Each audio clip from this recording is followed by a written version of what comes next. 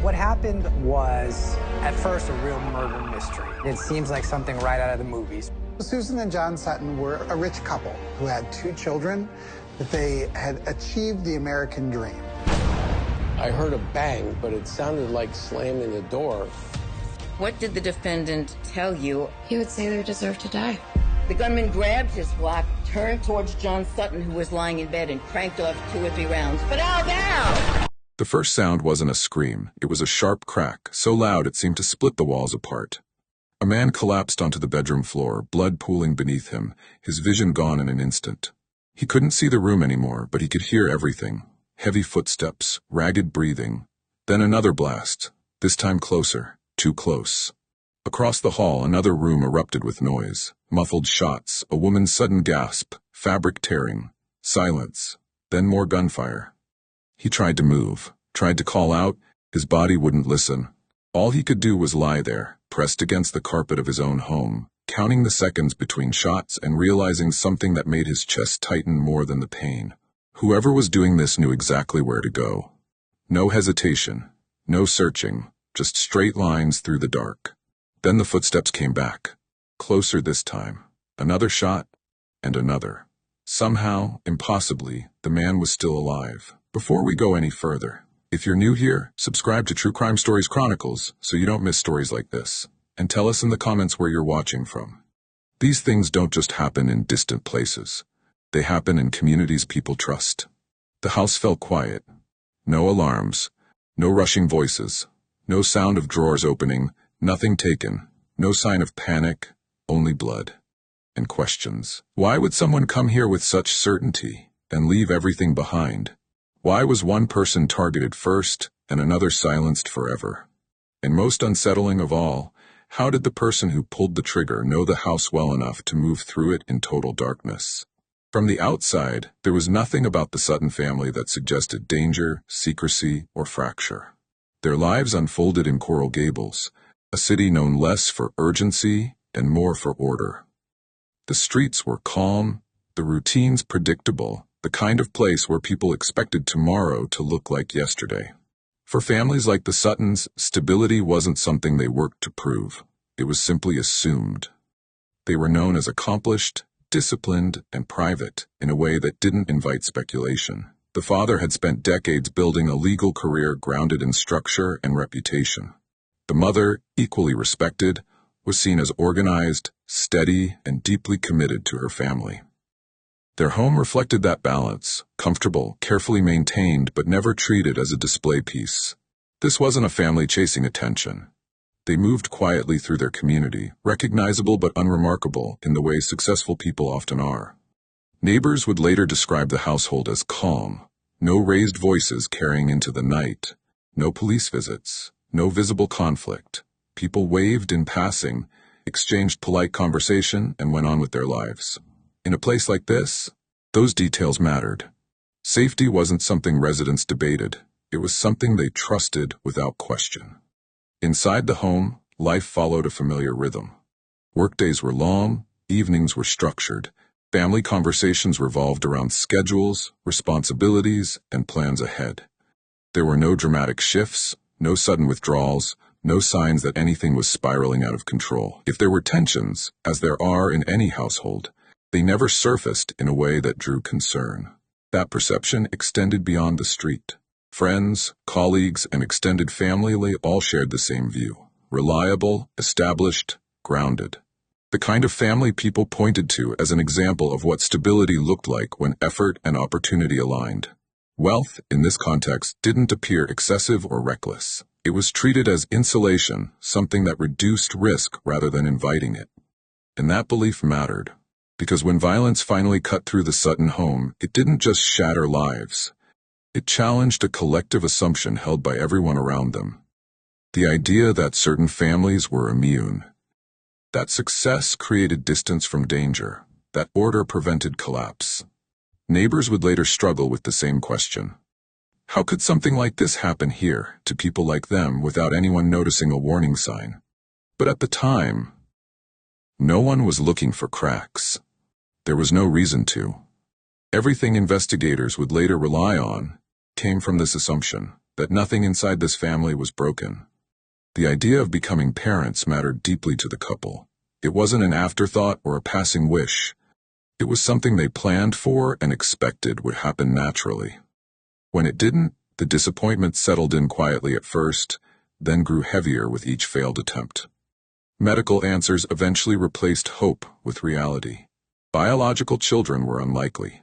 It was a moment that forces decisions, whether to walk away from the dream or find another way forward. They chose another way. Adoption wasn't treated as a compromise in their home. It was approached deliberately, with patience and certainty. When they were given the chance to adopt a newborn boy in the spring of 1979, they stepped into parenthood fully, without hesitation. From the moment he arrived, Christopher became the center of their world, not as a replacement for something missing, but as someone entirely wanted. Chris grew up surrounded by attention. As their only child for years, his needs rarely went unmet. His parents provided stability, comfort, and access to opportunities that reflected both their means and their belief that love meant giving freely. Toys, trips, private schooling, and later, financial support into adulthood. These were not seen as excess. They were seen as responsibility. If they could help him, they would. His mother's presence was constant. She stepped away from a demanding career to focus on raising him, shaping daily life around routine and reassurance. His father worked long hours, but remained closely involved, determined to give his son the same secure upbringing he had known. Together, they believed consistency and generosity would form character on their own. When Chris was old enough to understand, his parents told him the truth about his adoption. There was no dramatic reveal, no secrecy, no sense of shame. It was presented simply as a fact of his story, not a flaw within it. The conversation didn't fracture the family or alter the way they related to one another. Chris accepted it without visible distress. The bond remained intact. Years later, when the family adopted a second child, a daughter, Chris took on the role of older brother easily. He was protective, affectionate, and closely connected to her. From the outside, the dynamic reinforced everything people believed about the household: warmth, loyalty, and trust. As Chris grew older, that trust extended into adulthood. His parents continued to support him financially well past his teenage years, paying for housing, transportation, and living expenses while he worked toward independence. To them, this wasn't indulgence. It was support during transition. They believed removing pressure would allow him to find his footing, and for a long time, nothing suggested otherwise. There were no violent outbursts, no criminal behavior, no signs that would have made anyone uneasy. Chris was seen as quiet, emotional, sometimes unsure, but never threatening, never volatile, never dangerous. But years later, after blood soaked into the floors of the home he grew up in, investigators would begin to look back. Not for rage, but for something subtler. No one would ever describe Chris as dangerous. But later, detectives would ask a different question. Was he ever taught limits? 7 years after adopting Chris, the Suttons felt their family was still incomplete. The desire wasn't driven by pressure or expectation, but by confidence. Confidence that the home they had built had room for more love. Adoption had brought them joy once. They believed it could again. That belief led them to a little girl they named Melissa. From the beginning, Melissa's arrival felt seamless. There was no upheaval, no jealousy that lingered. Chris adjusted quickly to his new role, stepping into it with a seriousness that surprised people around him. He watched over her, defended her when other kids teased her, and treated her less like a sibling he had to share attention with, and more like someone he was responsible for. Their bond grew naturally, shaped by shared routines and the kind of closeness that comes from growing up side by side. Their parents made a deliberate choice early on. Nothing would be hidden. When the time came, Melissa was told she was adopted just as calmly as Chris had been. The truth didn't fracture the household. It didn't change how the children saw themselves or each other. Biology was never presented as the glue holding the family together. Commitment was. From the outside, the Suttons now appeared complete. A family of 4 moving through life with structure and predictability. School schedules, extracurriculars, family dinners, the same rhythm, just expanded. And at the center of it all was Susan. Her role quietly evolved as the family did. Once immersed in the intensity of hospital work, she shifted her focus inward, first toward raising the children, then toward supporting her husband's growing law practice. What looked like a practical decision carried deeper weight. Susan became the connective tissue between home and work, managing administrative responsibilities while still anchoring the emotional life of the household. She knew everyone's schedule, everyone's concerns. She kept the balance steady. As the children grew older, that balance extended beyond family life. Chris spent increasing amounts of time around the law firm. Melissa, still young, listened as conversations about cases and courtrooms filtered into daily life. Dinner table discussions blended legal matters with family updates. Work and home were no longer separate spheres. They overlapped, gradually and without friction. To the Suttons, this integration felt natural. Trust flowed easily between roles: spouse, parent, employee, partner. They believed proximity strengthened loyalty, that familiarity reduced risk. But what no one stopped to consider was how deeply those worlds had merged, and how difficult it would become to separate personal devotion from professional obligation once something went wrong. By the time the children reached adulthood, the Sutton family wasn't just bound by blood and love. They were bound by routine, dependence, and shared access. The lines between family life and business life had faded almost completely, and when violence finally entered their home, it wouldn't just tear through bedrooms and hallways. It would cut directly through everything they had built together. The evening began without tension. It followed the kind of routine that rarely leaves a mark in memory because nothing about it feels unusual. A family dinner had ended hours earlier. Laughter had faded. Goodbyes were exchanged. The house slowly returned to quiet. By the time the television flickered off, only 2 people remained inside. One retreated to the master bedroom to unwind alone. The other stayed up a little longer, moving through the house at an unhurried pace, finishing small tasks, speaking softly on the phone. The lights were dim. The doors were locked, or so it seemed. There was no sense of urgency, no reason to think the night would become anything more than sleep. Then something broke the rhythm. At first, it was easy to dismiss. A sound from downstairs. A dull thud. The kind of noise a house can make when it settles. There was no immediate fear attached to it, just a fleeting pause, a momentary thought that passed as quickly as it came. Seconds later, the bedroom door exploded inward. There was no warning, no voice, no hesitation. The first blast struck before there was time to react. Pain followed instantly, blinding and disorienting. The room spun. Darkness rushed in. The man fell, hitting the floor hard, his sense of direction gone. He couldn't see, couldn't understand where he was. He could only hear the chaos unfolding around him. More noise, movement, then footsteps leaving the room. Across the hall, another space was occupied. Quiet moments earlier, now shattered. A phone slipped from trembling hands, the voice on the other end cut off mid-conversation. The sounds that followed were muffled, frantic, and brief. There was no time to reach safety, no chance to escape. Back in the first bedroom, the wounded man lay still, barely conscious. Every breath hurt. Blood pooled beneath him. He tried to move but failed. His body felt distant, disconnected. All he could do was listen. Then the footsteps returned. They moved with purpose. No searching, no confusion. The person walking through the house didn't need to guess which room mattered most. Another blast echoed, then another. This time the intent was unmistakable. Silence followed. For a moment, it seemed like the house itself was holding its breath. No voices, no movement, just the hum of electricity and the distant sound of water outside.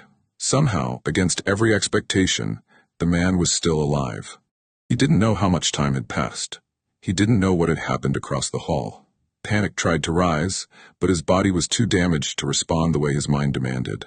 He focused on one thing, reaching a phone. Dragging himself forward took everything he had left. Each movement sent pain through his body. His vision never returned, but memory guided him. Walls, doorways, familiar distances learned over decades of living there. He found the phone by touch alone. His fingers fumbled. Blood smeared the keypad. When the call finally connected, his voice was barely audible. "I've been shot," he said, struggling to stay conscious. The line stayed open. Instructions were given. He tried to respond, but his strength was fading fast. Before losing awareness again, he managed one final act, unlocking the front door. pulling it open, just enough so help could get inside. Then everything went quiet. When officers arrived, they moved quickly but carefully, unsure whether the person responsible was still inside. The house was dark. The air felt heavy. Evidence lay scattered, broken glass, casings, blood, but there were no signs of a struggle beyond the bedrooms. Nothing appeared disturbed. Valuables were untouched. There was no urgency in the way the rooms had been entered, only intention. As police worked their way down the hallway, one room remained unseen. And by the time police reached the bedroom across the hall, it was already too late. When the initial sweep of the house was complete, investigators began focusing on what wasn't there. Because absence, in this case, spoke louder than what lay in plain sight. There were no overturned drawers, no closets pulled apart, no signs of a hurried search. Wallets, cash, jewelry, items that would normally disappear during a break-in, were still exactly where they had been left. Even objects that could be grabbed in seconds were untouched. Whoever entered the home hadn't paused to take anything of value. That immediately narrowed the possibilities. The point of entry also raised questions. A sliding glass door leading toward the back of the house had been left open. There were no obvious signs of a violent struggle at that doorway. No shattered frame. No desperate effort to force entry. Whether it had been unlocked earlier or opened quietly that night wasn't yet clear. But it didn't look like someone had fought their way inside. Inside the home, the pattern continued. The movement through the house had been direct. Bedrooms were reached without hesitation. Hallways were navigated cleanly. The person responsible didn't wander. They didn't second-guess. They didn't make mistakes consistent with panic or surprise. Even more telling was what officers couldn't find at all. The weapon used in the attack was gone. Shell casings remained, scattered along the hallway and near the bedrooms, but the gun itself had vanished. That detail mattered. A person acting impulsively often leaves something behind. A dropped weapon, a discarded object. But here, the most critical piece of evidence had been deliberately removed. Taken together, the scene didn't suggest a confrontation that spiraled out of control. There was no indication of rage boiling over in the moment. No signs of disarray that come from confusion or fear. The house hadn't been ransacked. It hadn't been searched. It had been entered, used, and exited. That distinction changed everything. This wasn't about theft. It wasn't about opportunity. It wasn't a crime of chance. Whoever came into that house knew what they wanted, and just as importantly, knew when to leave. As investigators stepped back and looked at the scene as a whole, one question began to eclipse all others. If this wasn't about money, then what was it really about? Against every expectation, the man who had been left bleeding on the bedroom floor survived. Emergency surgery lasted for hours as doctors worked to stop the bleeding and stabilize injuries that covered his body. Bullets had torn through his head, his hands, and his chest. When he was finally moved out of surgery, the outcome was both a relief and a new kind of devastation. He was alive, but he would never see again. The damage to his eyes was permanent. Light, faces, even the familiar shape of his own home. Everything was gone. The man who had spent his life reading case files, examining evidence, and navigating courtrooms now woke in total darkness. Doctors made it clear that even if he recovered physically, the life he knew before the attack was over. While he remained unconscious, his children gathered in the hospital, waiting, hoping, and bracing themselves for what came next. One of them had learned the truth in the most brutal way, through a phone call that turned an ordinary morning into something irreversible. Classes were abandoned, plans dissolved. There was no gradual transition from normal life to crisis. It happened all at once. When their father finally began to wake, the first thing he asked for was his wife. The question hung in the room, unanswered. Doctors warned that emotional shock could undo everything they had managed to save. Stress could be fatal, so the children made a decision no one should ever have to make. They chose silence. They told him she wasn't doing well, that she was injured, that she was recovering somewhere else. It was a fragile story held together by necessity rather than truth. Every day it had to be repeated. Every time he asked, they had to answer without breaking. The weight of that lie pressed on them constantly. Sitting at his bedside, holding his hand, listening as he talked about the future. about going home, about seeing her again. They had to swallow their grief and respond carefully. There was no space to mourn openly, no room to collapse. Protecting him meant carrying the truth alone. Meanwhile, investigators returned daily, waiting for him to regain enough clarity to speak.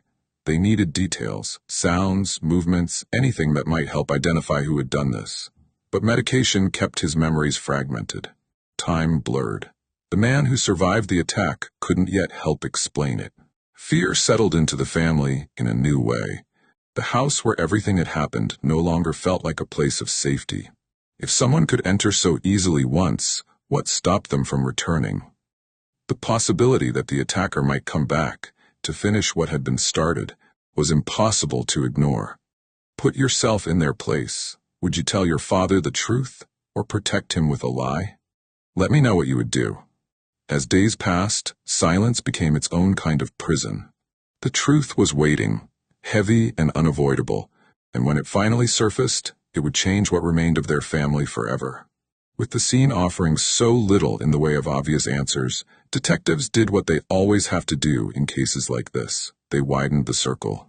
If this wasn't a robbery and nothing had been taken, then the motive likely wasn't random. It meant the target mattered. The question was why? And who would want the Suttons dead? The first theory pointed straight to John's work. He had spent years as an attorney handling litigation that involved serious money and high stakes.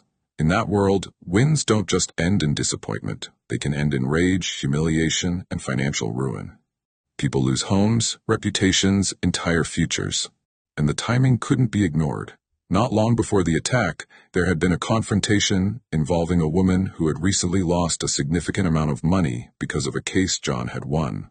According to those who witnessed it, she had come into the office furious. The threat she made wasn't subtle. She didn't just complain or argue. She escalated to something far more direct, saying she would get a gun and shoot him herself. It was the kind of statement that makes people laugh nervously in the moment, and then remember it later with a sick feeling in the stomach. For investigators, it was a lead that almost fit too perfectly. A clear motive, a documented confrontation, multiple witnesses who could confirm it happened. But as soon as detectives tried to build it into something solid, it collapsed under one simple fact. The woman wasn't there that night. She was out of state, and her movements were verified. The threat was real, but the opportunity wasn't. So investigators looked for another route into the home, something that could explain how a person could get in and out without drawing attention.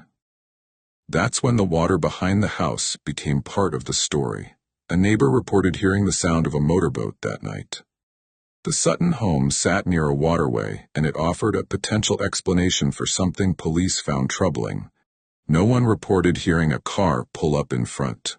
If someone came by boat, the approach would be quieter, less visible, and much harder to detect in the dark. It would also explain how the attacker could disappear without leaving the usual traces. And there was another detail that made detectives take it seriously. The same woman who had threatened John owned a boat. It was the kind of overlap that makes a theory feel credible. A threat, a boat, a nearby waterway, pieces that seemed to line up. But once again, the theory unraveled as investigators verified facts. Her boat hadn't moved. Records and confirmation showed it remained docked. Even the potential perfect route turned out to be a dead end. Two major leads, both believable, both emotionally satisfying in their own way, were now gone. And that left detectives with the most unsettling possibility of all. Maybe this wasn't an enemy from the outside. Maybe it wasn't a furious stranger. Maybe it was someone who didn't need to force their way in, someone who understood routines, hallways, and habits. Because the hardest part wasn't finding motives. It was finding a person who knew that house well enough to move through it without hesitation and leave almost nothing behind. As outside theories collapsed one by one, investigators were forced to look inward, toward the people who already knew the Suttons best. And that shift brought one name into sharper focus. Teddy Monto had been part of the family's life for years. Not just professionally, but personally. He wasn't a distant colleague or an occasional associate. He worked side by side with John at the law firm, sharing cases, victories, and long hours. He had been welcomed into the Sutton home countless times. Trusted enough to celebrate milestones, trusted enough to be present on the night of Susan's birthday dinner, and trusted enough that no one questioned his presence, until timing became impossible to ignore. When police reviewed the events of that night, one detail stood out immediately. Teddy arrived at the house before emergency responders. That alone wasn't proof of anything, but it demanded an explanation. How did he know something was wrong? Why was he already there? The answer, according to Teddy, was a phone call. He told detectives that Susan had been on the phone with him late that evening. They often spoke about work. Susan handled administrative matters at the firm, and the lines between business hours and home life were blurred. During that call, Teddy claimed he suddenly heard a loud noise, something that sounded like a gunshot. Then the line went dead. He said he tried calling back. No answer. Concerned, he got dressed and drove to the Sutton home to check on her. On the surface, it sounded reasonable, even compassionate. But as detectives pressed for details, the story began to feel less comfortable. Why was Susan calling her husband's business partner that late? What exactly had they been discussing? And why hadn't Teddy called police immediately if he believed he had just heard a gunshot? Then there was the gun. Teddy admitted he owned a firearm, a 9mm pistol, the same caliber used in the attack. He explained that he had gone target shooting the day before, which could account for residue if any was found. But instead of easing suspicion, that detail tightened it. An experienced shooter, a weapon matching the casings. A reason to explain away forensic traces before they were even mentioned. Investigators also learned that Teddy had motive beyond proximity. As John's partner, he stood to benefit professionally if John were removed from the firm. Money, control, influence, those things existed whether anyone wanted to acknowledge them or not. Trust began to shift. The man who had once been seen as an extension of the family now sat under questioning. His words were measured. His demeanor calm, but calm didn't mean convincing. When he agreed to take a polygraph test, detectives hoped it would clarify things. Instead, it raised more doubts. The results suggested he wasn't being truthful, specifically about the nature of his relationship with Susan. Pressed further, Teddy admitted there was more than friendship between them. That confession cracked something open. It didn't prove he was the killer, but it shattered the image investigators had relied on from the beginning. For the first time, they asked a question no one wanted to hear. What if the danger was already inside the circle? The admission changed the emotional shape of the case, but it didn't resolve it. When Teddy finally acknowledged that his relationship with Susan had crossed a line, investigators understood why the polygraph had reacted the way it did. The test hadn't pointed to violence, it had pointed to deception. He hadn't been lying about being at home that night. He had been lying about who he was to her. For the family, the revelation landed heavily. Susan had been the emotional center of their world, the one who held everything together, who bridged family and business with quiet consistency. Learning that she had been involved in something hidden didn't make her a suspect, but it did complicate how people understood the final moments of her life. It reframed that late-night phone call. It explained why Teddy had felt personally alarmed when the line went dead. But emotion wasn't evidence. Investigators still needed proof that tied Teddy to the violence itself, and that proof never materialized. His phone records showed he was where he said he was during the call. His movements that night were consistent with his account. And when his firearm was tested, the results were definitive. The shell casings found in the Sutton home did not come from his gun. The weapon used in the attack was still missing, and it wasn't his.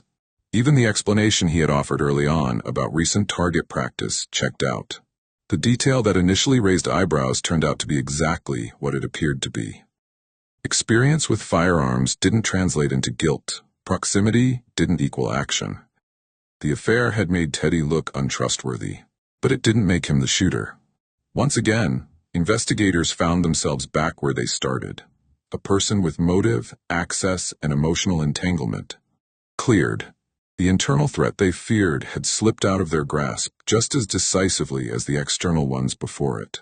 For the Sutton children, that uncertainty was its own kind of damage.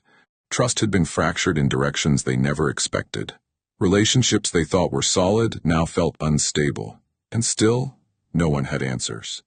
The case didn't move forward. It folded back in on itself. Once again, the case collapsed back into uncertainty. In the days that followed, fear didn't fade with the passing of time. It sharpened. For Chris, the danger didn't feel over just because the shooting had ended. His mother was gone. His father lay blind in a hospital bed, and the person who had done it had not been caught.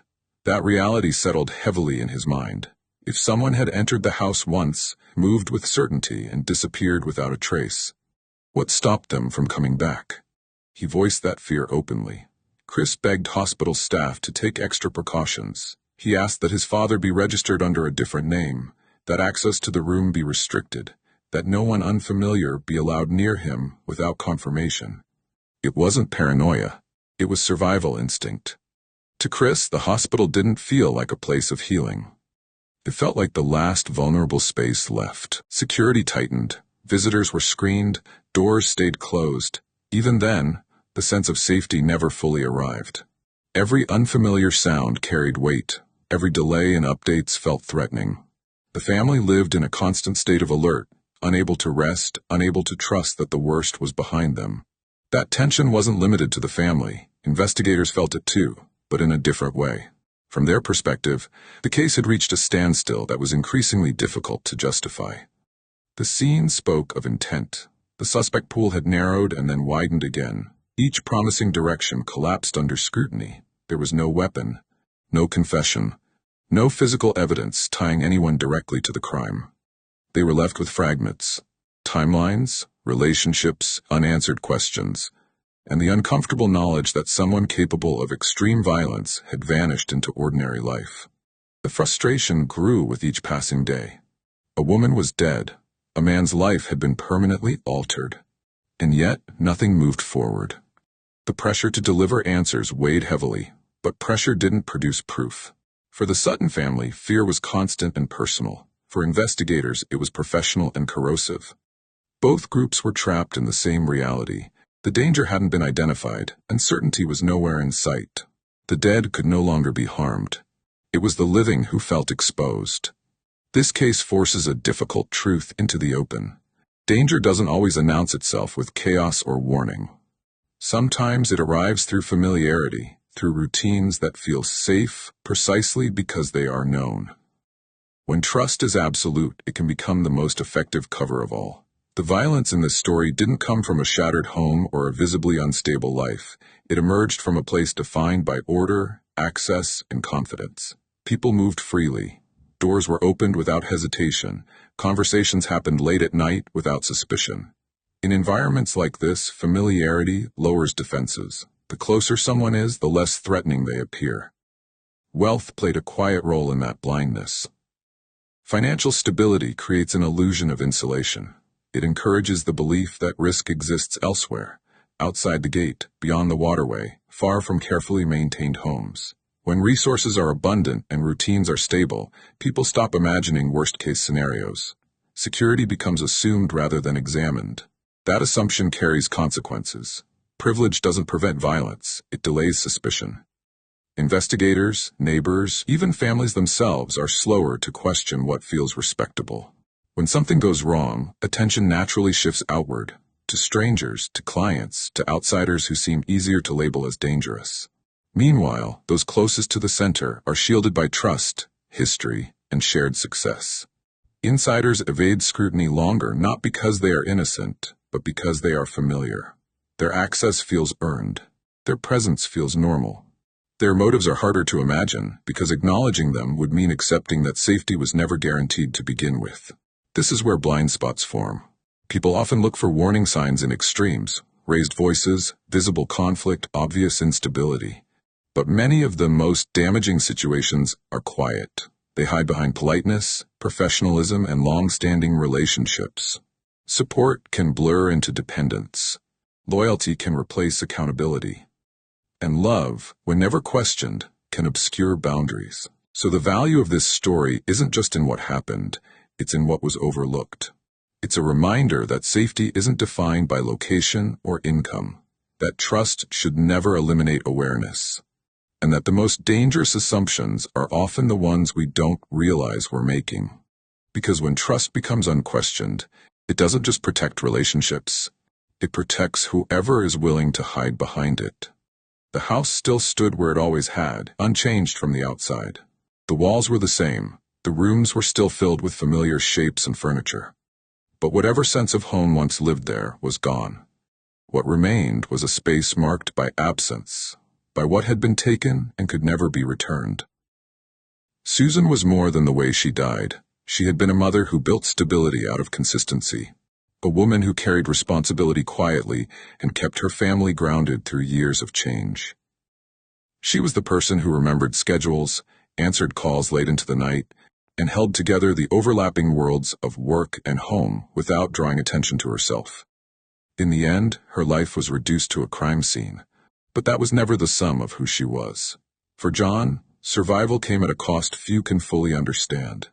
He lived, but in permanent darkness. The attack took his sight, his career, and the future he had planned alongside the woman he loved. The law, once central to his identity, was no longer possible. Independence was replaced with reliance, and the truth he had been shielded from would eventually reach him, reshaping his grief into something even heavier, mourning not just loss, but the lie that had briefly kept him alive. For the children, the weight was different, but no less enduring. They were left to carry unanswered questions alongside their grief. The person responsible was never held publicly accountable. There was no moment of resolution to mark an ending, just fragments, memories, theories, and a quiet fear that never fully loosened its grip. The case did not conclude with clarity. It faded into uncertainty, and that uncertainty became part of the family's story, lingering long after the crime itself stopped making headlines.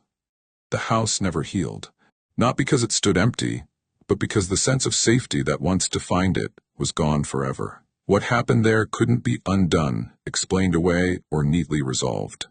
Some stories don't end with justice. They end with survival, and the cost of it. If this story stayed with you, subscribe to True Crime Stories Chronicles and share it, because attention keeps victims from being forgotten. And tell me, what moment changed how you saw this case?